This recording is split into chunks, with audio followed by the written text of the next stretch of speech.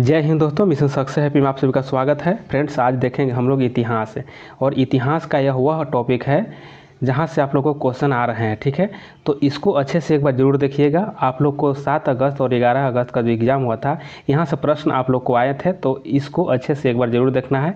और यहाँ से आप लोग के 4 से 5 प्रश्न बढ़ने वाला है। ठीक है, तो अपना स्कोर बढ़ाइए और इस वीडियो को अच्छे से एक बार देख लीजिए। देखिए, लास्ट समय में क्या होता है कि रिवीजन की आवश्यकता होती है, तो आप लोग को फास्ट रिवीजन की जरूरत है। और यहाँ पे आप लोग इसको रिवीजन एक बार कर लीजिए अच्छा से, और इसको 1 से 2 बार देखिएगा। ठीक है, 1 से 2 बार देख लीजिएगा आप लोग, तो ये जो भी इसमें क्वेश्चन है वो सभी याद हो जाएंगे, तो आप लोग एग्ज़ाम में अच्छे से बना दीजिएगा। ठीक है, तो चलिए स्टार्ट करते हैं कम समय लेते हुए। और अगर चैनल पहली बार है फ्रेंड्स, तो आप लोग एक बार सब्सक्राइब कर लीजिएगा और वीडियो को एक बार शेयर जरूर कीजिएगा। तो चलिए स्टार्ट करते हैं। देखते हैं, यहाँ पे पहला क्वेश्चन हो जाएगा कि इतिहास का पिता किसे कहा जाता है। तो हेरोडोटस को इतिहास का पिता कहा जाता है। सिंधु सभ्यता प्रसिद्ध थी, तो क्यों प्रसिद्ध थी? तो सुनियोजित शहर हेतु। ठीक है, सिंधु सभ्यता जो थी यह प्रसिद्ध थी, सुनियोजित शहर हेतु प्रसिद्ध थी।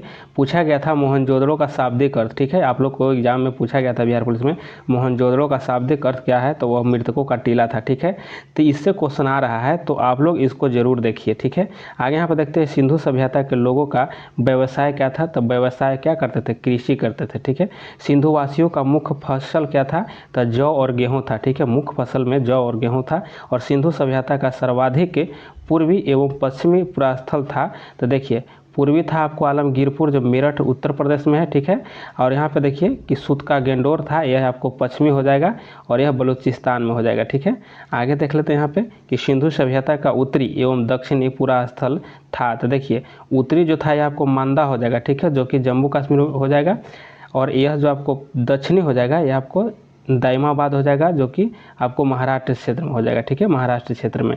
आगे यहाँ देख लेते हैं कि हड़प्पा सभ्यता के बारे में सबसे पहले जानकारी दी थी। तो सबसे पहले जानकारी किसने दिया था? तो चार्ल्स मैसन के द्वारा दिया गया था। ठीक है, चार्ल्स मैसन ने दिया था, और यह 1826 ईस्वी में दिया था। यहाँ आगे यहाँ देखते हैं मोहनजोदड़ो एवं हड़प्पा कि पुरातात्विक खुदाई के प्रभारी थे। तो इसका कौन थे? तो यहाँ देखिए सर जॉन मार्शल थे। ठीक है, यह हड़प्पा और मोहनजोदड़ो के प्रभारी जो थे खुदाई करने वाले, यह जॉन मार्शल थे। आगे यहाँ देखते हैं हड़प्पा की सभ्यता थी। तो हड़प्पा की सभ्यता थी यह कांस्ययुगीन थी। कैसी थी? कांस्ययुगीन थी। सिंधु सभ्यता की लिपि थी, तो यह भाव चित्रात्मक थी। ठीक है, वह चित्रात्मक थी, भाव चित्रात्मक थी सिंधु घाटी की सभ्यता। ठीक है, आगे यहाँ देखते हैं कि मिस्र के राजा कहलाते थे। तो यह किसको कहा जाता था? फराओ को कहा जाता है मिस्र का राजा। खरोष्टी लिपि लिखी जाती थी। तो खरोष्टी जो लिपि था यह लिखा जाता था दाएं से बाएं। ठीक है, दाएं से बाएं लिखा जाता था। आगे यहाँ पर देखते हैं स्वास्तिक चिन्ह देन है। स्वास्तिक चिन्ह देन है, तो यह सिंधु सभ्यता का ही देन है। और आदि मानव ने सर्वप्रथम सीखा था। तो आदि मानव सबसे पहले आग जलाना सीखा था। ठीक है, आग का आविष्कार हुआ है, तो यह पूरा पाषाण काल में, याद रखिए पूरा पाषाण काल में आग का आविष्कार हुआ था। सबसे पहले पालतू बनाया गया था। तो सबसे पहले पालतू कुत्ता को बनाया गया था। सिंधु घाटी सभ्यता थी, तो यह अधैतिहासिक थी। कैसी यह सभ्यता थी? अधैतिहासिक थी। ठीक है, हड़प्पा स्थित है, हड़प्पा रावी नदी के तट पर स्थित है, हड़प्पा रावी नदी के तट पर स्थित है। आगे यहाँ देखते हैं सिंधु सभ्यता प्रमुख बंदरगाह है। तो लोथल, सिंधु सभ्यता का प्रमुख बंदरगाह लोथल था, और यह गुजरात में है। हड़प्पा के लोग अनभिज्ञ थे, यानी हड़प्पा के लोग नहीं जानते थे। तो लोहा को नहीं जानते थे। ठीक है, लोहा को नहीं जानते थे। आगे यहाँ देखते हैं कि हड़प्पा में मिट्टी के बर्तन पर प्रयुक्त रंग कैसा था? तो यह लाल रंग का था। ठीक है, लाल रंग का। चावल के साक्ष्य मिला है। तो कहाँ से चावल का साक्ष्य मिला है? तो यह लोथल और रंगपुर से, याद रखिएगा लोथल और रंगपुर से चावल का साक्ष्य मिला है। सिंधु सभ्यता का सर्वमान्य काल था। तो देखिए, सिंधु सभ्यता का जो काल था वह को 2500 से लेकर के 1750 ईस्वी पूर्व तक था। ठीक है, आगे देख लेते हैं कि मोहनजोदड़ो स्थित है। मोहनजोदड़ो पाकिस्तान में स्थित है और सिंधु नदी किनारे है। ठीक है, मोहनजोदड़ो की खोज की तो राखल दास बनर्जी के द्वारा किया गया है। नर्तकी की कांस्य मूर्ति मिली है, तो यह मोहनजोदड़ो से मिला है। सिंधु सभ्यता की सबसे बड़ी इमारत कहाँ है? तो यह मोहनजोदड़ो से प्राप्त हुआ है। ठीक है, सिंधु सभ्यता की सबसे बड़ी इमारत जो है मोहनजोदड़ो से प्राप्त हुआ है। और यहाँ देखिए यह अन्नागार था। ठीक है, और यहाँ से सबसे बड़ा स्नानागार भी मिला है। ठीक है, आगे यहाँ देखते हैं कि मोहनजोदड़ो की खोज 1922 ईस्वी में 22 से प्राप्त प्रमुख स्मारक है। तो देखिए बृहद स्नानागार है। ठीक है, यह भी मिला था मोहनजोदड़ो से। आगे यहाँ देख लेते हैं मेसोपोटामिया, आधुनिक नाम इराक। इराक का अर्थ क्या होता है, तो इसको होता है 2 नदियों के बीच की भूमि को मेसोपोटामिया कहा गया है, ठीक है। और यह क्षेत्र जो था आधुनिक नाम यह सबको इराक का हो जाएगा। आगे देखते हैं कि हड़प्पा की खुदाई हुई है तो दयाराम साहनी के द्वारा, ठीक है। हड़प्पा का खुदाई कौन किया, तो दयाराम साहनी। जैसे किसी को हड़पता न है तो यहाँ पे दया आ गया, ठीक है, इस तरह से याद रखना है। तो हड़प्पा की खोज एक खुदाई किया है दयाराम साहनी के नेतृत्व में, और यह आपको 1921 में हुआ था। सिंधु घाटी के लोगों ने पूजा किया तब मातृ देवी को पूजा किया था, ठीक है, मातृ देवी की पूजा करता था। आगे यहाँ पर देख लेते हैं कि पुराणों की संख्या है, तो पुराणों की संख्या कितना है, पुराणों की संख्या 18 है, ठीक है। और सबसे प्राचीन पुराण कौन है, तो मत्स्य पुराण हो जाएगा। सबसे पुरान मत्स्य पुराण है और पुराणों की संख्या 18 है। पुराणों के रचयिता है तो लोमहर्ष हो जाएगा, एवं उग्रशर्वा जो है यह दोनों पुराण का रचयिता है। वेदों और वेदांगों की संख्या है, देखिए वेद 4 है और वेदांग 6 हो जाएगा, ठीक है, वेद 4 है और वेदांग 6 हो जाएगा। उपनिषदों की संख्या कितनी है, तो उपनिषद हो जाएगा 108 हो जाएगा, ठीक है। और प्रमाणिक जो है वह 13 ही है, ठीक है। आगे देखते हैं कि पुराणों का अध्ययन करने वाले प्रथम मुसलमान था, तो प्रथम मुसलमान अलुबर्नी था, ठीक है। पुराण का जो पढ़ाई किया था, पढ़ा था पुराण, तो वह था अलुबर्नी। उपनिषद विषय वस्तु है तो यह दर्शन का विषय वस्तु है, और ब्राह्मण ग्रंथ संबंधित है, तो ब्राह्मण ग्रंथ जो है, ब्राह्मण ग्रंथ यह आपको कर्मकांड से हो जाएगा। सबसे प्राचीन वेद क्या है, सबसे प्राचीन वेद आपको ऋग्वेद हो, याद रखना है ऋग्वेद, और इसमें सूक्तों की संख्या 1028 है। गद और पद वाला वेद है तो वह यजुर्वेद है, ठीक है, यजुर्वेद है गद और पद वाला। और शतपथ ब्राह्मण संबंधित है तो यह आपको यजुर्वेद से ही संबंधित है। चलिए नेक्स्ट क्वेश्चन आगे देख लेते हैं। नेक्स्ट यहाँ पे देखते हैं कि तंत्र मंत्र संग्रहित वेद है। देखिए तंत्र मंत्र, जादू टोना, वशीकरण, ये सभी आपको अथर्व वेद में है, ठीक है। इसको ऐसे कैसे याद रखिएगा, अगर किसी कहता है कोई जादू टोना कर देंगे, ठीक है, तो कोई जादू टोना करता है तो क्या कहता है, वो आदमी थरथराने लगता है, तो इसलिए अथर्व याद रखना, अथर्व वेद हो जाएगा, यह जादू टोना से हो जाएगा, ठीक है। यह याद करने के लिए सिर्फ बोल रहे हैं, ठीक है, तो इसको याद इस तरह से कर सकते हैं। भारतीय संगीत का जनक किसे कहते हैं, सामवेद को कहता है, ठीक है, ठीक है, सामवेद को याद रखिएगा। गायत्री मंत्र लिया गया है तो ऋग्वेद से लिया गया है। गायत्री मंत्र के रचनाकार हैं तो विश्वामित्र हो जाएंगे। गायत्री मंत्र समर्पित है तो गायत्री मंत्र जो है यह सूर्य देवता को समर्पित है, ठीक है, सूर्य देवता को, और सूर्य देवता जिसको सावित्री के, ठीक है, सावित्री को समर्पित है, सूर्य देवता को। आगे यहाँ देखते हैं कि गोत्र शब्द मिलता है, गोत्र जो शब्द है यह अथर्व वेद में मिलता है, गोत्र शब्द अथर्व वेद में मिलता है। भगवान देखिए भागवत धर्म के प्रवर्तक थे, भागवत धर्म के प्रवर्तक आपको कृष्ण हो जाएंगे, ठीक है। आगे देख लेते हैं कि भक्ति आंदोलन का प्रारंभ हुआ तो यह अलवार संतों ने किया था। भक्ति आंदोलन का प्रारंभ किया था अलवार संतों के द्वारा किया गया था। आर्यों के जानकारी का स्रोत कहाँ से मिलता है, यह ऋग्वेद से ही मिलता है। ऋग्वेद में सर्वाधिक बार वर्णित नदी है तो सिंधु को सबसे ज़्यादा बार वर्णन किया गया है ऋग्वेद में, सिंधु को सबसे ज़्यादा बार, ठीक है। और आगे देखते हैं कि ऋग्वेद में वर्णित सबसे पवित्र नदी आपको सरस्वती है। ऐसे भी हम लोग सरस्वती को पूजा करते हैं, ठीक है, तो याद रखना है सबसे पवित्र नदी सरस्वती हो जाएगा। ऋग्वेद में वर्णित प्रमुख देवता है तो यह पुरंदर हो जाएंगे, जिसको इंद्र कहा जाता है, ठीक है। और ऋग्वेद में सबसे बाद निर्मित मंडल है, यानी कि लास्ट का मंडल जो है 10वां मंडल है, ठीक है, 10 मंडल है ऋग्वेद में, याद रखिएगा। आगे देखते हैं कि ऋग्वेद में पूर्णतः सोम को समर्पित मंडल कौन है, तो सोम देवता को समर्पित जो है वह 9वां मंडल है, सोम देवता का समर्पित हो जाएगा 9वां मंडल। सत्यमेव जयते लिया गया है तो यह मुंडको उपनिषद से लिया गया है। कहाँ से लिया गया है, मुंडको उपनिषद से सत्यमेव जयते, और यह कई बार क्वेश्चन पूछा गया है तो इसलिए याद रखना है। प्राचीन हिंदू विधि का लेखक कौन है, तो मन्नु हो जाएगा। और स्मृति ग्रंथों में सबसे प्राचीन है तो मनु स्मृति ही सबसे प्राचीन है। पुस्तक मिताक्षरा के लेखक कौन है, विज्ञानेश्वर, मिताक्षरा के लेखक विज्ञानेश्वर हो जाएगा। और महाभारत का अन्य नाम जय संहिता भी है, ठीक है, महाभारत को अन्य नाम जय संहिता है, दूसरा नाम। आगे देखते हैं महाभारत का जो है रचना वेद व्यास के द्वारा किया गया है। और यह फारसी में अनुवाद का शीर्षक कौन है, देखिए फारसी में अनुवाद किया गया है रजमनामा के नाम से, ठीक है, फारसी में रजमनामा, ठीक है। आगे याद कर लेना है कि आर्यों का भारत आगमन हुआ है तो यह 1500 ईसा पूर्व में आया था, ठीक है, 1500 ईसा पूर्व से पहले आया था आर्य लोग। आगे देखते हैं कि यार पहले बसा कहाँ, आया तो 1500 ईसा पूर्व से पहले, लेकिन बसा कहाँ, तो यह पंजाब और अफगानिस्तान क्षेत्र में ही बस गया था। आगे यहाँ देखते हैं कि ऋग्वैदिक आर्यों की भाषा क्या थी, ठीक है। ऋग्वैदिक आर्यों की भाषा संस्कृत में सब बोलते थे। आर्य लोग भारत आए थे तो वह मध्य एशिया से आए थे, ठीक है, मध्य एशिया से। और शून्यवाद का प्रतिपादक नागार्जुन है, शून्यवाद का प्रतिपादक नागार्जुन है, शून्यवाद का प्रतिपादक नागार्जुन, याद रखना है।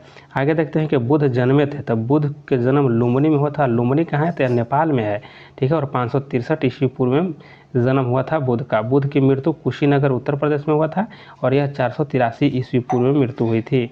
बुद्ध की मृत्यु की घटना को महापरिनिर्वाण कहते हैं। और बुद्ध के प्रथम गुरु थे अलार कलाम, ठीक है, याद करना है, अलार कलाम प्रथम गुरु।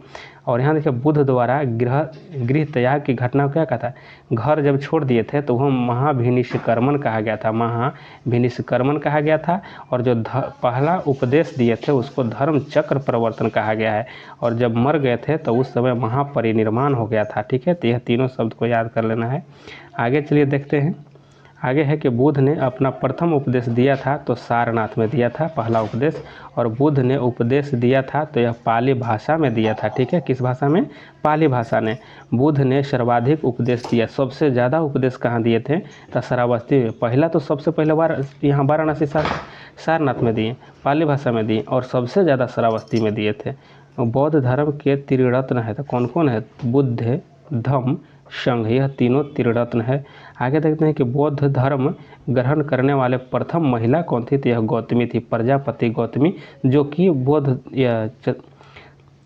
सिद्धार्थ की मौसी थी, ठीक है, गौतम बुद्ध के मौसी थी, प्रजापति गौतमी। आगे यहाँ देखते हैं, नेक्स्ट है कि प्रथम बौद्ध संगीति 483 ईस्वी पूर्व में हुआ था। तब प्रथम हुआ था आज़ाद शत्रु के शासनकाल में और यह राजगृह में हुआ था। चतुर्थ हुआ था यह कुंडलवन कश्मीर में हुआ था और यह कनिष्क के समय में हुआ था। कनिष्क का उस समय शासनकाल था। नेक्स्ट क्वेश्चन आगे यहाँ पे देख लेते हैं। देखिए कि बौद्ध संगीति के आयोजन स्थल का क्रम देख लेते हैं। तो देखिए रा, वै, पा, को याद रख लेना है। यहाँ राजगिरी हो जाएगा, वैशाली हो जाएगा, पाटलिपुत्र हो जाएगा और यहाँ कश्मीर हो जाएगा, ठीक है। आगे देखते हैं कि बुद्ध के पूर्व जन्म पर आधारित कथा जातक है, ठीक है। बुद्ध के पूर्व जन्म पर आधारित जो कथा है वह जातक हो जाएगा। आगे देख लेते हैं। नेक्स्ट क्वेश्चन यहाँ पे है कि बुद्ध के पूर्व जन्म पर आधारित कथा जातक है और अजंता की गुफाओं में किस ग्रंथ का चित्रण है, तो जातक का ही है, ठीक है। अजंता की गुफा में जो चित्रित किया गया है वह बौद्ध धर्म का पवित्र ग्रंथ जातक का है, ठीक है। आगे देखते हैं कि बौद्ध धर्म का प्रथम ग्रंथ है, तो देखिए पिटक हो जाएगा, ठीक है। बौद्ध धर्म का प्रमुख ग्रंथ जो है यह पिटक हो जाएगा। आगे यहाँ देखते हैं कि बौद्ध धर्म का पूजा स्थल है, तो चैत्य मंडप इसको कहा जाता था, ठीक है। पूजा स्थल जो होता है बौद्ध धर्म का वह चैत्य मंडप था, चैत्य मंडप याद रख लेना है। नेक्स्ट क्वेश्चन आगे देखते हैं कि बौद्ध धर्म का पूजा स्थल है, तो यह चैत्य मंडप हो जाएगा। बुद्ध चरित्र के लेखक अश्वघोष हो जाएंगे। आजीवक, देखिए आजीवक पंथ का प्रवर्तक है तो मखली गोसाल हो जाएंगे, मखली गोसाल। और देखिए हिजरी संवत का शुरुआत हुआ था, तो यह 622 ईस्वी में हिजरी संवत का शुरुआत हुआ था। नेक्स्ट क्वेश्चन आगे यहाँ पे देख लेते हैं। नेक्स्ट यहाँ पे है कि सिखवाद का प्रवर्तन है, तो देखिए सिखवाद का प्रवर्तन हुआ है 1500 ईस्वी में, 16वीं शताब्दी में, ठीक है। सूफी धर्म आंदोलन का विकास हुआ तो यह 9वीं शताब्दी में हुआ था, सूफी का याद रखना है। और इस्लाम के प्रवर्तक हजरत मोहम्मद साहब का जन्म 570 ईस्वी में 570 ईस्वी में हुआ था और यह मक्का में, ठीक है, मक्का में याद रख लेना है। जैन धर्म के प्रथम तीर्थंकर कौन थे, तो ऋषभ देव थे और ऋषभ देव हो जाएगा, ठीक है। इन्हीं के द्वारा जैन धर्म की स्थापना किया गया था। और आगे यहाँ पे देखते हैं कि जैन धर्म के अंतिम तीर्थंकर कौन थे, 24वां, तो ये आपको महावीर हो जाएंगे, ठीक है। जैन तीर्थंकर के जीवनी का उल्लेख है, तो कल्प सूत्र में सभी का उल्लेख किया गया है, सभी का जीवनी के बारे में। महावीर जन्मे थे तो यह वैशाली में जन्मे थे और 540 ईस्वी पूर्व में। महावीर की मृत्यु कहाँ हुआ था, पावापुरी में हुआ था और 468 ईस्वी पूर्व में हुआ था इनकी मृत्यु। महावीर जो थे यह किस राजघराने में पैदा हुए थे, तो यह क्षत्रिय में हुए थे। और महावीर का प्रथम अनुयायी कौन था, तो जामिल था। जामिल कौन था, उन्हीं का दामाद था, याद रखना है। और यहाँ देखते हैं कि महावीर और बुद्ध दोनों ने उपदेश दिया था, तो देखिए मगध नरेश बिंबिसार के शासनकाल में दोनों उपदेश दिए थे। जैन धर्म के त्रिरत्न कौन कौन है, ठीक है। तो यहाँ देखिएगा कि साम्यक दर्शन, साम्यक ज्ञान और साम्यक आचरण जो है यह जैन धर्म का त्रिरत्न है। और उसका क्या था बौद्ध धर्म का, तो बौद्ध संघ, बौद्ध धम्म संघ था, ठीक है। आगे यहाँ पर देख लेते हैं कि जैन धर्म के दो संप्रदाय हो गया था, श्वेतांबर और दिगंबर हो गया था। जैन धर्म का चरम लक्ष्य क्या था, चरम लक्ष्य जो है कि मोक्ष की प्राप्ति करना था। और प्रथम जैन सभा हुआ था तो 322 ईस्वी पूर्व में हुई थी और पाटलिपुत्र में हुई थी, ठीक है। चंद्रगुप्त प्रथम के समय में हुआ था, याद रख लेना है। और दूसरी जैन सभा 522 ईस्वी में हुई थी और यह बल्लभी देवोधरी क्षमा श्रवण की अध्यक्षता में, और यह बल्लभी कहाँ है, गुजरात में है। आगे देख लेते हैं कि जैन साहित्य को कहा जाता है, तो जैन साहित्य को आगम कहा जाता है, याद रखना है। जैन साहित्य को कहा जाता है, आगम कहा जाता है। ईसा मसीह का जन्म हुआ है तो 4 ईस्वी पूर्व में, ठीक है, 4 ईस्वी पूर्व में हुआ है और बेथलेहम में हुआ था। ईसा मसीह की सूली पर चढ़ाया गया था तो 33 ईस्वी में चढ़ाया गया था शुक्रवार को। रोमन गवर्नर कौन चढ़ाया था, तो रोमन गवर्नर पोंटियस द्वारा चढ़ाया गया था, ठीक है, याद रख लेना है। मगध की राजधानी थी तो मगध की राजधानी गिरिब्रज थी और यह राजगिरी भी अभी कहते हैं इसको। और सबसे शक्तिशाली जो था यह आपको मगध ही साम्राज्य था। मगध जनपद महाजनपद 16 महाजनपद में सबसे शक्तिशाली मगध ही था। और यह क्वेश्चन मगध वाला पूछा गया था, ठीक है। 16 महाजनपदों की सूची उपलब्ध है तो यह अंगुत्तर निकाय में है और यह अंगुत्तर निकाय आपको बौद्ध धर्म का है, ठीक है, बौद्ध धर्म में। और अगर पूछेगा 16 महाजनपद जैन धर्म में तो उसका क्या है, भागवती सूत्र में। आगे आगे देखते हैं यहाँ पे कि शिशुनाग वंश का संस्थापक था, तो यहाँ पे शिशुनाग हो जाएगा। पाटलिपुत्र की स्थापना की थी तो उदयन के द्वारा किया गया था। पाटलिपुत्र बसा है तो गंगा और सोन नदी के संगम पर बसा हुआ है। हर्यक वंश का संस्थापक बिंबिसार हो जाएगा। अमित्र घात के रूप में प्रसिद्ध था, बिंदुसार था। और जनपद अवंती की राजधानी थी तो अवंती की उज्जैन हो जाएगा। और यहाँ देखिए नंद वंश का अंतिम शासक धनानंद था, ठीक है। आगे देखते हैं कि भारत पर सर्वप्रथम आक्रमण किया तो ईरानियों ने सबसे पहले आक्रमण किया था। और भारत पर आक्रमण 326 ईस्वी पूर्व का आक्रमण करने वाला पहला विदेशी शासक सिकंदर था। पहला विदेशी शासक कौन था, तो सिकंदर था। आगे देखते हैं सिकंदर और पोरस जो पंजाब के बीच युद्ध कहलाता है तो हाइडे स्पीज का युद्ध कहलाता है। सिकंदर और पोरस के बीच में जो युद्ध हुआ था हाइडे स्पीज का युद्ध या बितास्ता का युद्ध भी कहा जाता है। सिकंदर की मृत्यु हुआ था तो यह सिकंदर का मृत्यु 323 ईस्वी में हुआ था, 323 ईस्वी में। और भारत पर यह पहला आक्रमण किया था तो 326 में, याद रखना है। और इसकी मृत्यु बेबीलोन में हुआ था। मौर्य वंश का संस्थापक कौन है, चंद्रगुप्त मौर्य है। और यह धनानंद को हरा करके यह अपना स्थापना किया था मौर्य वंश का। आगे देखते हैं कि मौर्य वंश की जानकारी मिलती है तब विष्णु पुराण में मौर्य वंश की जानकारी मिलती है। यहाँ देखते हैं सुदर्शन झील का निर्माण चंद्रगुप्त मौर्य ने करवाया था, ठीक है।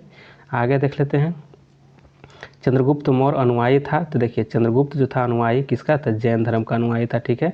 और चंद्रगुप्त मौर्य के गुरु एवं महामंत्री थे तो चाणक्य था, ठीक है, जिसको हम लोग चाणक्य कहा जाता है, विष्णुगुप्त भी कहा जाता है। आगे देख लेते हैं कि भारत का मैकियावेली कहा जाता है तो चाणक्य को कहा जाता है। चाणक्य विष्णुगुप्त या कौटिल्य रचित अर्थशास्त्र पुस्तक है तो यह प्रशासन के ऊपर यह, ठीक है, प्रशासन के ऊपर यह पुस्तक था। आगे देख लेते हैं कि चंद्रगुप्त ने जैन धर्म की शिक्षा ली थी तो यह भद्रबाहु से लिया था, किससे, भद्रबाहु से लिया था शिक्षा चंद्रगुप्त मौर्य। आगे देखते हैं कि चंद्रगुप्त मौर्य के दरबार में आने वाला प्रसिद्ध यूनानी था तो यह मेगास्थनीज आया था, ठीक है। और यह पुस्तक लिखा था इंडिका, ठीक है। मेगास्थनीज का पुस्तक कौन है, तो इंडिका हो जाएगा। चंद्रगुप्त मौर्य की मृत्यु हुई थी तो यह 298 ईसा पूर्व में, चंद्रगुप्त की मृत्यु 298 ईसा पूर्व में हुआ था। श्रवणबेलगोला कर्नाटक में हुआ था और यह उपवास के द्वारा हुआ था, ठीक है। इन्होंने अन्न और जल मतलब ग्रहण करना छोड़ दिया था। संलेखना विधि कहा जाता है उसको, ठीक है। अन्न और जल को छोड़ देना संलेखना विधि के द्वारा इन्होंने अपने जीवन को समाप्त किए थे। आगे देख लेते हैं, आगे हो जाएगा यहाँ पे कि अपने जीवन के अंतिम दिनों में जैन धर्म को अपनाया था तो चंद्रगुप्त ने अंतिम समय में यह अपनाए थे, पहले नहीं अपनाए थे यह जैन धर्म। आगे देख लेते हैं शिलालेख का प्रचलन प्रारंभ किया था तो अशोक ने धम्म स्वीकार किया था कलिंग युद्ध के बाद, ठीक है, कलिंग युद्ध के बाद। और कलिंग युद्ध कब हुआ था, तो 261 ईसा पूर्व में कलिंग युद्ध हुआ था, ठीक है। इसी समय से इनका जो है हृदय परिवर्तन हो गया था, ठीक है। बहुत सारे जब देखे कि रक्त का वहाँ पे स्राव हुआ, यानी कि बहुत सारे लोगों को वहाँ मार काट में मर गया था, तब इनका हृदय परिवर्तन हुआ था, ठीक है। याद रख लेना है कलिंग युद्ध के बाद। अशोक ने बौद्ध धर्म के प्रचार के लिए श्रीलंका भेजा था, तो महेंद्र को और संघमित्रा को भेजा था। ठीक है, महेंद्र और संघमित्रा को। आगे देख लेते हैं कि अशोक का राज्याभिषेक हुआ तो यह 269 ईस्वी पूर्व में हुआ था। अशोक का राज्याभिषेक 269 में हुआ था। राज्याभिषेक याद रखना है। अशोक का सबसे लंबा स्तंभ है वह 7वां स्तंभ जो है सबसे लंबा स्तंभ है। और अशोक का नाम अशोक जो है मिलता है तो मास्की जो है इसको मिलता है और गुर्जरा में मिलता है। ठीक है, और मास्की कहाँ है तो आंध्र प्रदेश में, और गुर्जरा कहाँ है तो मध्य प्रदेश। ठीक है, मास्की और गुर्जरा में मिलता है अशोक का नाम अशोक। चलिए आगे देख लेते हैं। अशोक ने स्वयं को मगध का सम्राट बताया है तो भाब्रू अभिलेख में। ठीक है, याद रखना है, भाब्रू अभिलेख में यह स्वयं को बोला है कि हम मगध का स्वयं सम्राट हैं। ठीक है, और भाब्रू अब यह जो अभिलेख है यह जयपुर राजस्थान से मिला है। ठीक है, कलिंग युद्ध की विजय तथा क्षतियों का वर्णन मिलता है तो देखिए अशोक के शिलालेख 13वां में वर्णन किया गया है। कलिंग युद्ध के बारे में सभी बात को बताया गया है शिलालेख 13 में। ठीक है, आगे देखते हैं। सांची का स्तूप बनवाया है तो अशोक ने बनवाया है सांची का स्तूप। श्रीनगर की स्थापना किया था तो देखिए अशोक के द्वारा श्रीनगर की स्थापना किया गया था। आगे देख लेते हैं कि अशोक के अभिलेखों की खोज 1750 ईस्वी में टी फैंथलर के द्वारा किया गया था। टी फैंथलर के द्वारा किया गया था। और अशोक ने अभिलेखों को सर्वप्रथम पढ़ा था तो अशोक के अभिलेखों को देखिए जेम्स प्रिंसेप ने पढ़ा था और यह 1837 ईस्वी में पढ़ा था। ठीक है, जेम्स प्रिंसेप याद रखना है। अशोक की मृत्यु हुआ था तो यह 232 में, याद रखिए 232 याद रख लेना है। 232 ईस्वी पूर्व में अशोक की मृत्यु हो गई थी। आगे देख लेते हैं कि हरिसेन का इलाहाबाद प्रशस्ति लेख जानकारी देता है तो यह समुद्रगुप्त का जानकारी देता है। मौर्य वंश का अंतिम शासक था तो बृहद्रथ था मौर्य वंश का अंतिम शासक। शुंग वंश की नींव डाली थी तो पुष्यमित्र शुंग ने शुंग वंश की स्थापना किया था। भरहुत स्तूप का निर्माण करता था तो पुष्यमित्र शुंग जो है भरहुत स्तूप का निर्माण किया था। शुंग वंश का अंतिम शासक कौन है तो देवभूति है। देवभूति याद रखना है। भारतीय सीमा में प्रवेश करने वाला प्रथम यवन शासक कौन था तो मेड्रियस प्रथम था। याद रखना है, मेड्रियस प्रथम। आगे देख लेते हैं कि मेड्रियस को पराजित किया तो कौन किया, पुष्यमित्र शुंग ने पराजित किया था। पुष्यमित्र शुंग ने अश्वमेघ यज्ञ कराया था। देखिए यह जो है पुष्यमित्र शुंग यज्ञ जो कराया था यह 2 बार कराया था। ठीक है, 2 बार। सातवाहन वंश की स्थापना की थी तो सिमुक जो था सातवाहन वंश का संस्थापक था। आगे देखते हैं कि 10 राज युद्ध यानी 10 राजाओं का युद्ध लड़ा गया तो यह पुरुषनी नदी यानी रावी नदी के तट पर लड़ा गया था 10 राजाओं का युद्ध, जिसको 10 राज युद्ध कहते हैं। भारत में सर्वप्रथम सोने के सिक्के जारी किया तो यह हिंदू यूनानियों ने। सबसे पहले सोने का सिक्का हिंदू यूनानियों के द्वारा जारी किया गया था। आगे देख लेते हैं कि शुद्ध सोने के सिक्के चलाया। शुद्ध सोना याद रखना है। शुद्ध सोना जो चलाया यह कुषाण शासक ने चलाया था। ठीक है, कुषाणों के द्वारा। और सर्वाधिक स्वर्ण मुद्राएं जारी किया था तो गुप्त काल में। ठीक है, शुद्ध सोना चलाया कौन तो यह चलाया आपको कुषाण शासक, लेकिन सबसे ज़्यादा मुद्रा को बना दिया तो यह गुप्त काल में बना था। और सबसे पहले सोना चलाया था तो हिंदू यूनानियों के द्वारा। ठीक है, शीशा का सिक्का चलाया था सातवाहन ने। देखिए ये शीशा का सिक्का चला दिया। वो बोला कि सोना का चला रहा है तो हम सिक्का यहाँ चला देंगे शीशा के ही। ठीक है, सातवाहन ने। सातवाहन वंश का सिमुख हो जाएगा इसका संस्थापक। और चांदी का सिक्का सर्वप्रथम किसने चलाया तो चंद्रगुप्त द्वितीय ने था। यह चांदी का चला दिया। ठीक है, और यह चंद्रगुप्त द्वितीय को विक्रमादित्य कहा जाता है। किसको कहा जाता है, द्वितीय को विक्रमादित्य कहा जाता है। ठीक है, आगे देखते हैं रुपया का सिक्का भारत में पहली बार ढाला गया तो शेरशाह सूरी के शासनकाल में रुपये का सिक्का भारत में पहली बार शेरशाह सूरी के शासनकाल में ढाला गया। आगे देखते हैं आना का सिक्का चला तो शाहजहां के समय में आना का चला था। कुषाण वंश का संस्थापक कौन है तो कुजुल कड़फिसेस जो है यह कुषाण वंश का यह संस्थापक हो जाएगा। और बुद्ध की खड़ी प्रतिमा बनी है तो यह कुषाण काल में ही बना है। ठीक है, और कुषाण वंश का प्रसिद्ध शासक आपको कनिष्क था। ठीक है, कनिष्क की पहली राजधानी पुरुषपुर थी और कनिष्क की दूसरी राजधानी मथुरा हो जाएगा। और शक संवत चलाया था कनिष्क ने 78 ईस्वी में। याद रखना है, कनिष्क के द्वारा 78 ईस्वी में शक संवत चलाया गया था। और मूर्तियों का निर्माण हुआ तो कुषाण काल में हुआ और मंदिर का निर्माण हुआ तो गुप्त काल में हुआ। याद रखना है, मूर्ति बनना शुरू हुआ तो कुषाण काल में और मंदिर बनना शुरू हुआ तो यह हुआ गुप्त काल में। और गुप्त वंश का संस्थापक कौन तो श्रीगुप्त हो जाएंगे। चलिए आगे देख लेते हैं नेक्स्ट यहाँ पे देखते हैं कि मंदिर निर्माण कला में विमान शैली का प्रचलन हुआ था। देखिए विमान शैली यहाँ देखिए चोल वंश के शासनकाल में विमान शैली का प्रचलन हो गया था। ठीक है, विमान शैली चोल वंश के समय में। और दशमलव प्रणाली का जन्म हुआ तो यह गुप्त काल में ही दशमलव प्रणाली का जन्म हुआ था। राष्ट्रीय पंचांग आधारित है तो यह शक संवत पर है। और चरक थे, यह चरक आयुर्वेद के जनक थे। पूछा गया कि चरक कहाँ के थे। ठीक है, अब इस बार क्वेश्चन पूछा गया था तो चरक वैशाली के हो जाएंगे। ठीक है, वैशाली के चरक थे। आगे देखते हैं कि सिल्क मार्ग को आरंभ कराया कनिष्क ने। ठीक है, सिल्क मार्ग को आरंभ किसने कराया था तो कनिष्क ने कराया था। आगे देख लेते हैं कि कुषाण वंश का अंतिम शासक था तो वासुदेव हो जाएगा। कुषाण वंश का अंतिम शासक वासुदेव हो जाएगा। और गुप्त वंश की जानकारी मिलती है तो वायु पुराण में गुप्त वंश की यह जानकारी मिलता है। समुद्रगुप्त को भारत का नेपोलियन कहा था तो देखिए यह किसने कहा था, विंसेंट आर्थर स्मिथ के द्वारा यह बात कहा गया था, भारत का नेपोलियन समुद्रगुप्त को।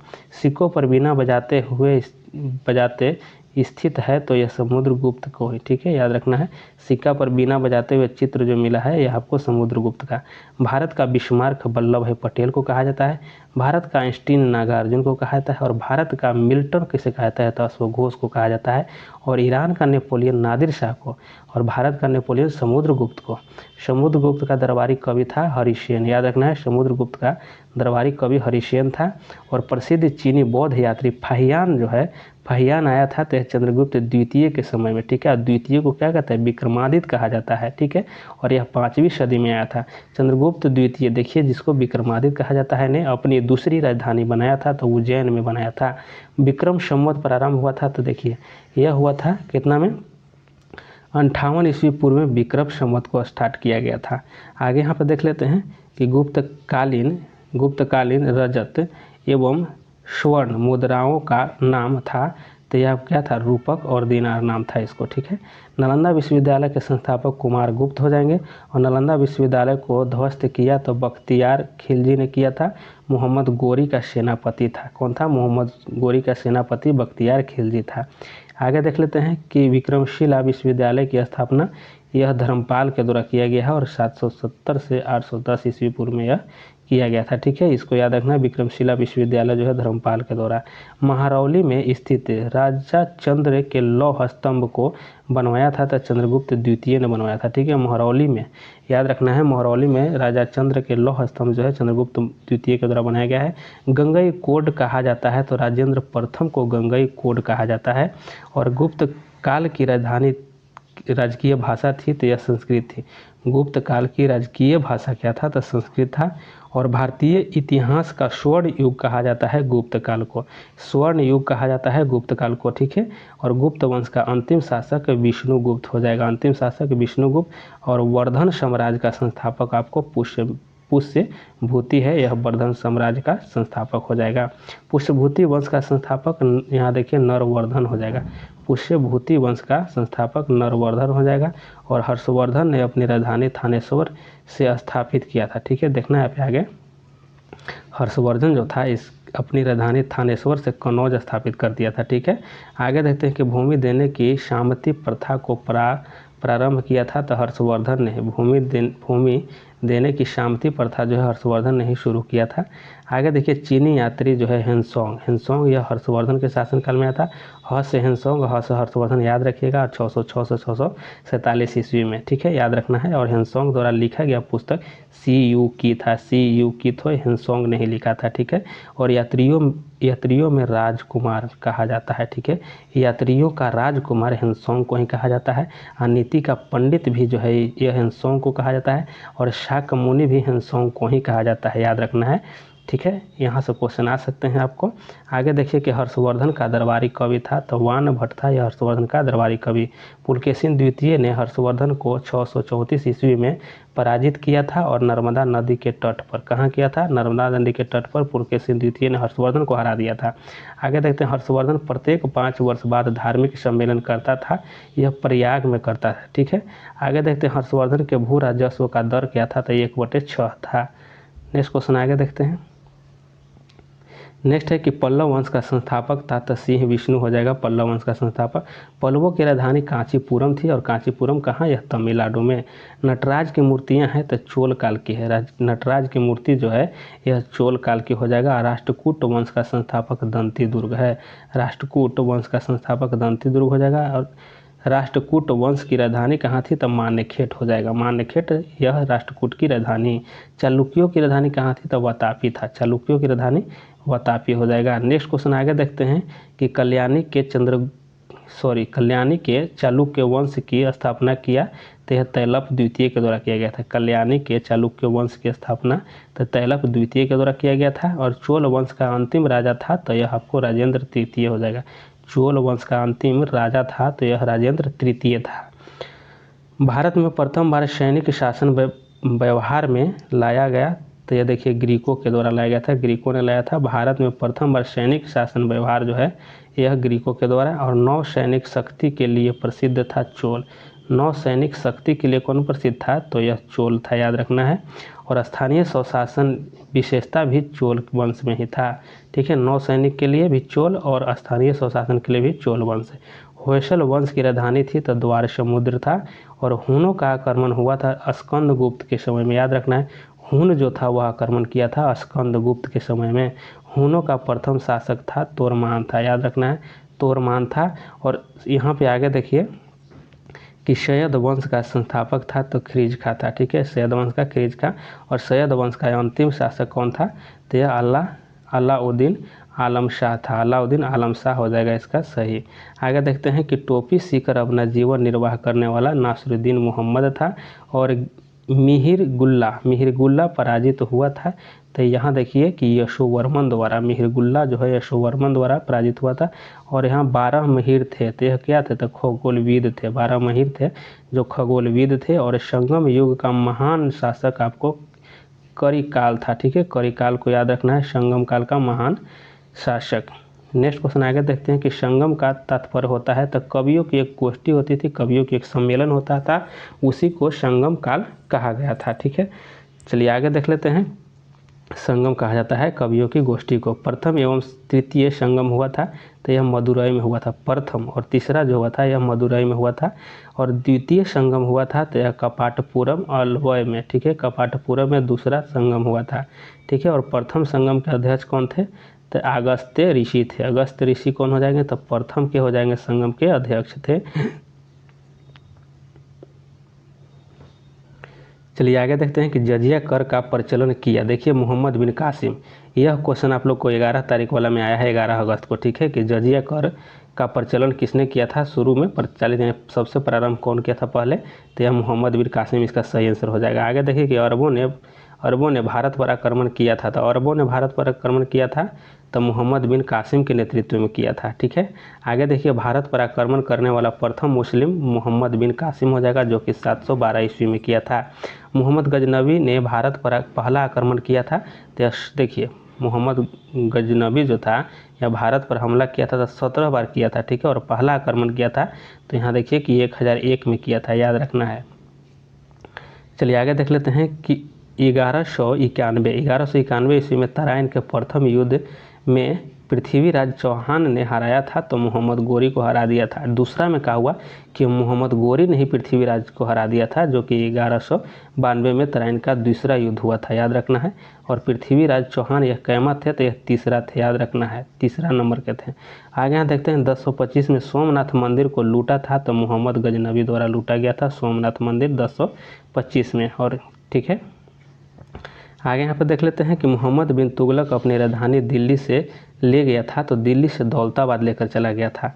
आगे देखिए कि तैमूर लंग ने भारत पर आक्रमण किया था तो 1398 ईस्वी में नासिरुद्दीन मोहम्मद के काल में तैमूर लंग ने आक्रमण किया था भारत पर। जैनपुर नगर का संस्थापक फिरोज शाह तुगलक को माना जाता है, जैनपुर को, ठीक है, जौनपुर नगर को फिरोज शाह तुगलक संस्थापक। और हैदराबाद स्थित चार मीनार को बनवाया था तो कुली कुतुब शाह ने बनवाया था 1591 में। कश्मीर का अकबर जैनुद्दीन आबदीन को कहा जाता है, ठीक है, यह भी आप लोग को जैनुद्दीन आबदीन से क्वेश्चन आया था। आगे देख लेते हैं कि तंजौर के बृहदेश्वर मंदिर द्रविड़ शैली को बनाया था तो चोल शासक राजा राज प्रथम के द्वारा बनाया गया था बृहदेश्वर के मंदिर। ठीक है, आगे देख लेते हैं। नेक्स्ट यहाँ पे हो जाएगा कि जयपुर के राजा सवाई जयसिंह ने किन 4 स्थानों पर जंतर मंत्र का निर्माण कराया था। देखिए, दिल्ली में कराया था जंतर मंत्र का निर्माण, उज्जैन में, जयपुर में, मथुरा में किया गया था। यह सवाई जयसिंह के द्वारा जंतर मंत्र का निर्माण दिल्ली, उज्जैन, जयपुर और मथुरा में। ठीक है, पूर्व का सिराज कहा जाता है तो जैनपुर को पूर्व का सिराज कहा जाता है, जैनपुर को पूर्व का सिराज कहा जाता है। तालीकोटा का युद्ध हुआ था तो यह 1565 ईस्वी में, और विजयनगर और बहमनी राज्यों के संघ के मध्य यह युद्ध हुआ था। ठीक है, 1565 में। मीराबाई समकालीन थी तो यह तुलसीदास के समकालीन मीराबाई थी। आगे देख लेते हैं। और दोहरी शासक नीति को समाप्त किया था तो वारन हेस्टिंग्स ने। ठीक है, दोहरी शासन नीति जिसको द्वैध शासन कहा जाता है उसको समाप्त किया था 1772 में वारन हेस्टिंग्स ने। रानी लक्ष्मीबाई को अंतिम युद्ध में सामना करना पड़ा तो हीरोज से। ठीक है, और हीरोज ही कहा था कि रानी लक्ष्मीबाई सभी मर्दों में अकेली है। ठीक है, जो खूब लड़ी मर्दानी वह तो झांसी वाली रानी थी, ये सभी आप लोग जानते होंगे। तो यह हीरोज के द्वारा कहा गया था। ठीक है, आगे यहाँ देखते हैं कि अनुशीलन समिति की स्थापना बारिंद्र घोष एवं भूपेंद्र नाथ दत्त के द्वारा किया गया था, और यह कलकत्ता में और 1907 में किया गया था अनुशीलन समिति की स्थापना। भक्त तुकाराम समकालीन थे तो यह जहांगीर के थे, और गुलाम वंश जिसको सल्तनत काल कहा जाता है की स्थापना कुतुबुद्दीन ऐबक के द्वारा किया गया था, और देखिए यहाँ 1206 में किया गया था। ठीक है, याद रखना है, कुतुबुद्दीन ऐबक के द्वारा गुलाम वंश की स्थापना हुआ था। और इसके समय में 2.5 दिन का झोपड़ा बना था, इसको लाख बख्श भी कहा जाता है, लाखों का दान देता था इसीलिए। आगे देख लेते हैं यहाँ पर कि दिल्ली का पहला मुसलमान शासक था तो दिल्ली का पहला मुसलमान शासक कुतुबुद्दीन ऐबक ही था। ठीक है, कुतुब मीनार का निर्माण जो है, निर्माण कार्य पूरा यानी शुरू कुतुबुद्दीन ऐबक ने किया था, और पूरा करवाया था इल्तुतमिश ने। ठीक है, आगे देखते हैं। इक्तादारी व्यवस्था का प्रचलन प्रारंभ किया था इल्तुतमिश ने। इक्तादारी प्रथा का प्रचलन जो है इल्तुतमिश के द्वारा किया गया था। कुतुब मीनार का निर्माण किया गया था तो बख्तियार काकी के स्मृति यानी याद में किया गया था। ठीक है, बख्तियार काकी के यह स्मृति की याद में कुतुब मीनार का निर्माण किया गया था। लाख बख्श कहा जाता है कुतुबुद्दीन ऐबक को कहा जाता है, और 2.5 दिन का झोपड़ा जो है कुतुबुद्दीन ऐबक ने ही बनवाया था। मोहम्मद गोरी ने प्रथम अख्ता प्रदान किया था तो कुतुबुद्दीन ऐबक को। ठीक है, और यह जो था मोहम्मद गोरी का यह दामाद था यानी गुलाम था। ठीक है, आगे यहाँ पर देखते हैं कि कुतुबुद्दीन ऐबक की मृत्यु कैसे हुआ। तो यह चौगान खेलते समय घोड़े से गिरकर हुआ। ठीक है, क्या होता था कि खेल जो है घोड़ा पर चढ़कर ही एक रहता है डंडा और उसी से मारा जाता है बॉल को। ठीक है, तो उसी समय खेलते समय यह घोड़े से गिर गया था, जिसके घोड़ा का पैर जो है कुतुबुद्दीन ऐबक के गर्दन पर चला गया था, जिसके कारण उसकी मृत्यु हो गया था। इक्ता देखिए यहाँ पे आगे थे, इक्ता सेना का गठन किया था इल्तुतमिश ने। ठीक है, इक्ता का इल्तुतमिश ने किया था, और दिल्ली की गद्दी पर बैठने वाला पहला अफगान शासक बहलोल लोदी हो जाएगा। ठीक है, बहलोल लोदी। और दिल्ली सल्तनत की राजभाषा थी तो फारसी थी, और दिल्ली सल्तनत का अंतिम शासक इब्राहिम लोदी हो जाएगा। इब्राहिम लोदी याद रखना है। चलिए आगे देख लेते हैं कि गुप्तचर विभाग को संगठित किया था तो अलाउद्दीन ने। ठीक है, गुप्तचर विभाग के संगठित किया था तो अलाउद्दीन खिलजी ने। और यहाँ देखते हैं आगे कि दूअस्पा और सीअस्पा मनसब की शुरुआत जहांगीर ने शुरू किया था। चांदी का टाका और तांबे का जीतल इल्तुतमिश ने प्रारंभ किया था। ठीक है, किसने? इल्तुतमिश ने। इल्तुतमिश के बहुत सारे कार्य हैं, जो 40 से तुर्क सरदारों का एक संगठन जिसको तुर्क चहलगानी भी कहा जाता है। ठीक है, गठन किया था। आगे यहाँ पर देख लेते हैं कि शुद्ध अरबी सिक्का जारी किया था तो यह इल्तुतमिश के द्वारा किया गया था, और तुर्क सुल्तान यह था। ठीक है, चलिए आगे देख लेते हैं। चंगेज खान ने भारत पर आक्रमण किया था। देखिए, चंगेज खान ने भारत पर आक्रमण किया था, इल्तुतमिश के शासनकाल में, इल्तुतमिश के शासनकाल में। और कुतुबुद्दीन ऐबक का मकबरा है तो यह लाहौर में है। मोहम्मद बिन तुगलक का मूल नाम क्या है तो जुन्ना खां है, ठीक है। आगे देखते हैं सनकी यानी पागल सुल्तान मोहम्मद बिन तुगलक को कहा जाता था, क्योंकि यह अर्धनग्न होकर यानी नग्न होकर के यह दरबार में चलाता था कभी कभी, इसलिए सनकी और पागल इसको कहा जाता था। आगे देख लेते हैं कि भारत में सर्वप्रथम सांकेतिक मुद्रा का प्रचलन मोहम्मद बिन तुगलक ने ही किया था, ठीक है। चलिए आगे देख लेते हैं इब्न बतूता। इब्न बतूता यह कहाँ का था तो मोरक्को का था, और भारत आया था तो यह मोहम्मद बिन तुगलक के समय में आया था, MBT के समय में आया था, ठीक है। चलिए आगे देखते हैं। आगे हैं कि मीनाक्षी मंदिर अवस्थित है तो यह मदुरई में हो जाएगा। गोमतेश्वर की मूर्ति यह कर्नाटक में है। और महमूराबी शासक था कौन तो यह बेबीलोन का था, ठीक है। कहाँ का था तो यह बेबीलोन का था। अली नगर की संधि हुई थी तो यह 1757 में, अली नगर की संधि 1757 हो जाएगा। और घोड़ा दागने तथा हुलिया बदलने की प्रथा चलाया था तो यह अलाउद्दीन खिलजी ने ही। बाजार नियंत्रण प्रणाली लागू किया था तो अलाउद्दीन खिलजी ने ही, ठीक है। बाजार पर नियंत्रण कैसे होगा यह अलाउद्दीन खिलजी लगाया था। यह क्या करता था कि जो दुकानदार कम देता था वजन में सामान, उसको मांस काट लेता था, जितना कम देता था उतना, इसीलिए यह अलाउद्दीन के विख्यात था, ठीक है, बाजार नियंत्रण के लिए। चलिए आगे देख लेते हैं कि विजयनगर की प्रथम राजधानी थी तो हम्पी। यह क्वेश्चन पूछा गया था कि विजयनगर साम्राज्य की राजधानी है तो हम्पी है। यह आपको 11 अगस्त वाला एग्जाम में पूछा गया था। आगे यहाँ देखते हैं कि विजयनगर की दूसरी राजधानी कहाँ थी तो दूसरी अगर पूछे तो पेनुकोंडा हो जाएगा। प्रथम राजधानी हम्पी और दूसरी अगर पूछ दे तो पेनुकोंडा याद रखना है। और विजयनगर साम्राज्य की स्थापना 1336 ईस्वी में हरिहर और बुक्का भाइयों ने किया था। और हम्पी अवशेष है तो यह विजयनगर साम्राज्य का हम्पी अवशेष है। हम्पी स्थित है तुंगभद्रा नदी के तट पर है। कहाँ है तुंगभद्रा नदी के तट पर। आगे देखते हैं विजयनगर साम्राज्य की स्थापना किसके शासनकाल में हुई थी तो मोहम्मद बिन तुगलक के शासनकाल में हुआ था, ठीक है। आगे देखते हैं कि कृष्णदेव राय के राजगुरु थे तो यह व्यास राज थे। आगे है आंध्र भोज कहाँ कहा जाता था तो आंध्र भोज कृष्णदेव राय को आंध्र भोज कहा था, ठीक है। आंध्र भोज कृष्णदेव राय को कहा था। विट्ठल मंदिर का निर्माण कराया था तो कृष्णदेव राय के द्वारा किया गया था, ठीक है। कृष्णदेव राय विट्ठल मंदिर। आगे देख लेते हैं कि बहमनी राज्य का संस्थापक अलाउद्दीन हसन गंगू थे, ठीक है। और बहमनी साम्राज्य की राजधानी कहाँ थी तो गुलबर्गा थी। गुलबर्गा याद रखना है। आगे देखते हैं कि बहमनी वंश का अंतिम शासक कलीमुल्लाह था, कलीमुल्लाह। और मुगल वंश साम्राज्य का संस्थापक बाबर था। और यह कब स्थापना किया था तो यह 1526 में हो जाएगा, ठीक है, पानीपत के प्रथम युद्ध के समय में। यहाँ आगे देखते हैं कि मुगल शासकों का क्रम देख लीजिए कि बाबर, हुमायूं, अकबर, जहांगीर, शाहजहां, औरंगजेब, बहादुर शाह जफर हो जाएगा। बाह अकबर तेरा जैसा और नहीं याद रखना है। बाह अकबर तेरा जैसा और नहीं, ऐसे याद रख लीजिएगा, इसको सीरियल से है।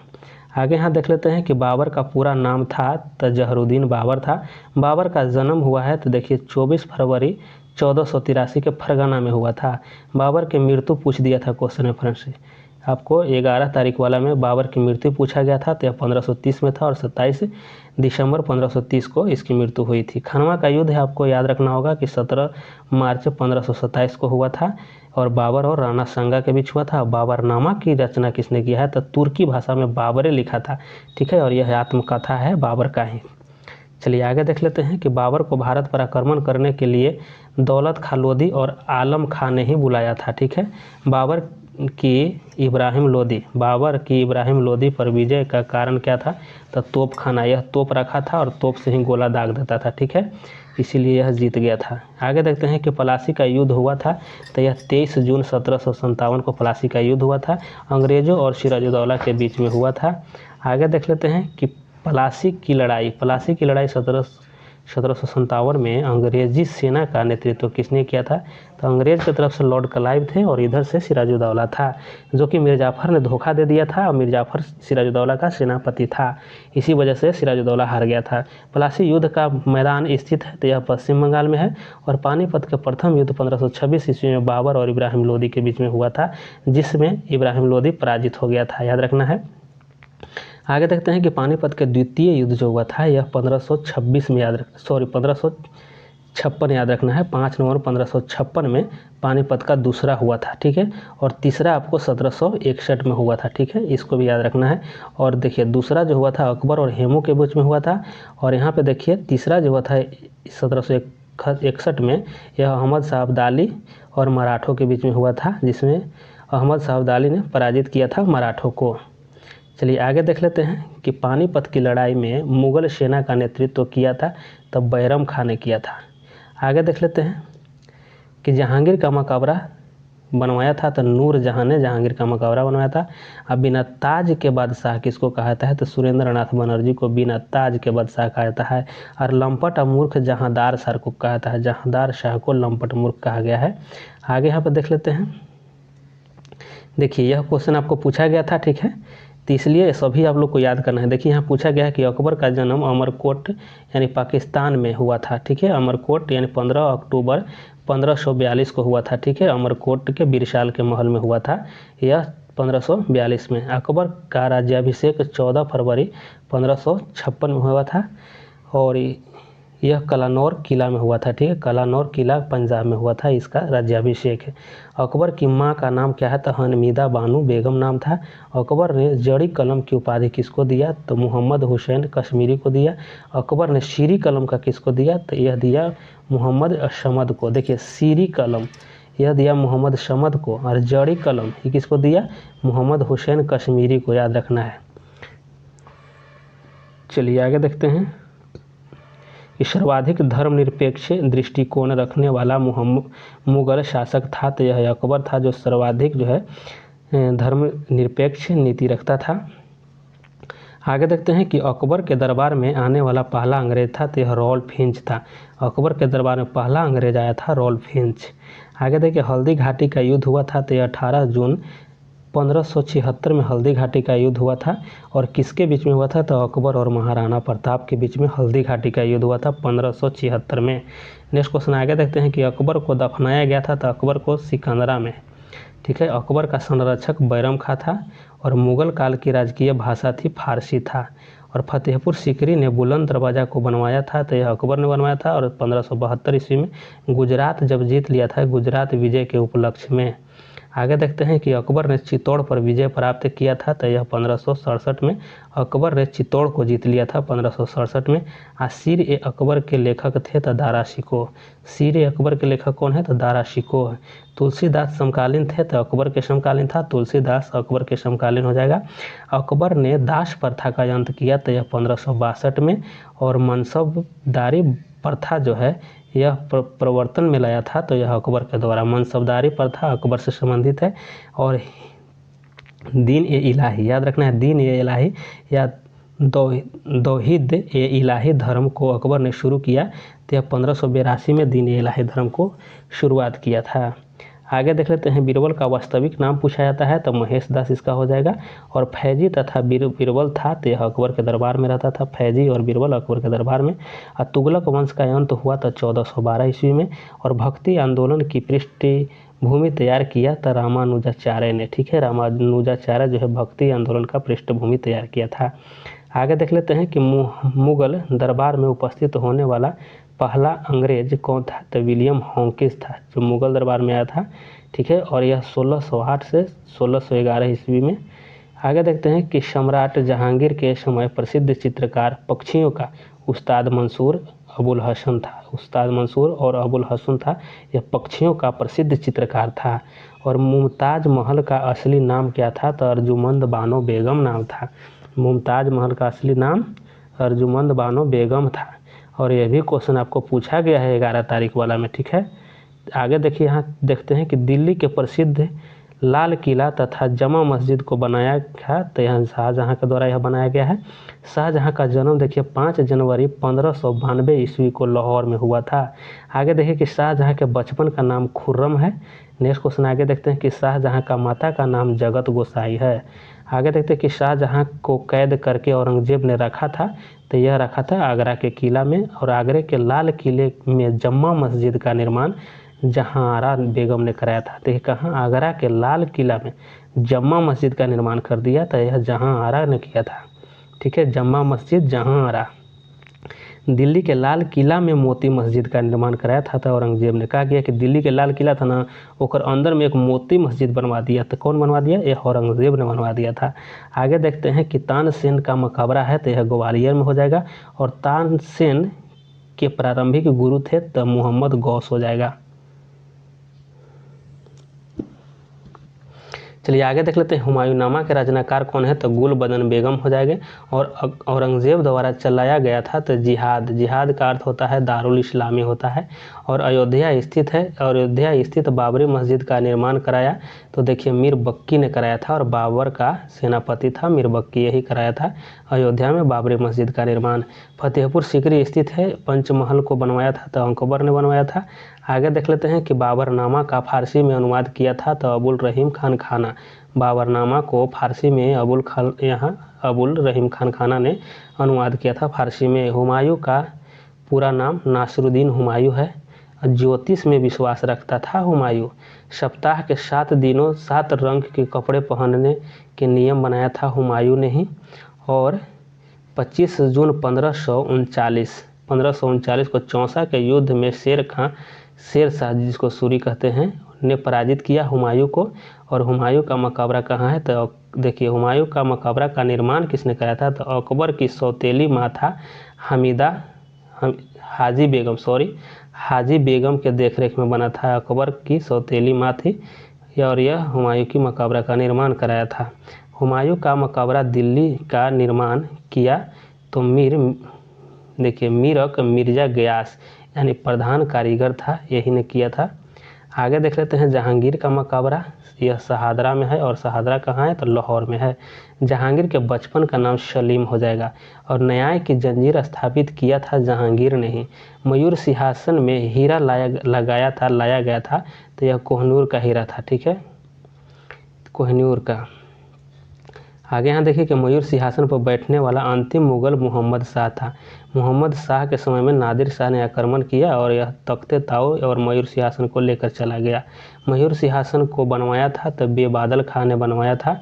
और लौह एवं रक्त की नीति अपनाया था तब बलबन ने लौह और रक्त की नीति बलबन ने अपनाया था। बलबन का पूरा नाम गयासुद्दीन बलबन था। अमीर खुसरो दरबारी कवि था बलबन का। अमीर खुसरो कहाँ था? यह बलबन का ही दरबारी कवि था अमीर खुसरो।